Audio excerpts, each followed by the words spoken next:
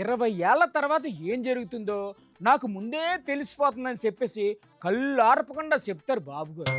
మరి ఇప్పటి పరిస్థితిని 20 ఏళ్ల క్రితం ఎందుకు తెలుసుకోలేదని చెప్పేసి లా పాయింట్ లేవనెత్తారు ఎమ్మెల్సీ వరద కళ్యాణ్ గారు. నమస్తే మేడం, ఏటండి విశేషాలు?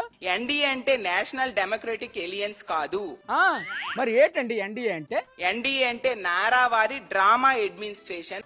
ఏటిది? నారావారి డ్రామా అడ్మినిస్ట్రేషన్. నారావారి డ్రామా అడ్మినిస్ట్రేషనా? ఇది ఎప్పుడు పెట్టారు? ఈ డ్రామా అడ్మినిస్ట్రేషన్ లో కథ, స్క్రీన్ ప్లే, పాటలు ప్రతిదీ కూడా చంద్రబాబు నాయుడు గారి డైరెక్షన్ లోనే సాగుతూ ఉండే పరిస్థితి. అంటే బాబు గారు డైరెక్టర్ అన్నమాట. మరి మంత్రులు ఎమ్మెల్యేలు వీళ్ళందరూ క్యారెక్టర్ ఆర్టిస్టులు మాత్రమే. క్యారెక్టర్ ఆర్టిస్టులైనా యాక్టింగ్ ఎరగదీసేస్తున్నారు చూసారా మొన్న. అలా డ్రామా ఆడడం ఒక్క చంద్రబాబు నాయుడు గారికే చెల్లిందని తెలియజేస్తూ ఉన్నాను. అలాంటి డ్రామాలు ఆడడానికి కూడా చాలా టాలెంట్ కావాలి తెలుసా?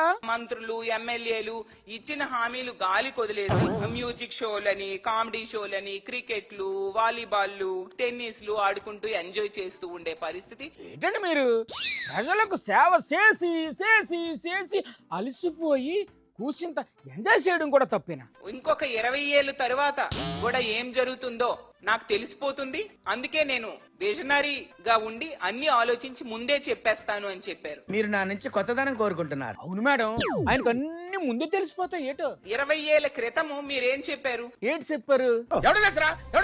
ముగ్గురు పిల్లలు, 2 పిల్లలు వద్దు, ఒక పిల్ల లేదా 2 పిల్లలు చాలు అని చెప్పిన పరిస్థితి మనం చూసాం. అప్పుడు ఒక్కరు చాలు అన్నారు, ఇప్పుడు ముగ్గురిని కనమని చెప్తున్నారు. అంటే దీన్ని బట్టి ఏం అర్థమవుతుంది? ఏటి అర్థం అవుతుంది? 20 ఏళ్ల క్రితం మీరు చెప్పిన మాట ఈ రోజు మళ్ళీ మీరే మార్చి రివర్స్ లో చెప్తూ ఉన్నారు. దాన్ని బట్టి ఈ రాష్ట్ర ప్రజలకు అర్థమైంది మీరు విజనరీ కాదు, పాయిజనరీ అనే విషయం. బాబు గారు రూల్స్ పెడతారు, అందరూ ఆ రూల్స్ ఫాలో అయిపోవాలా.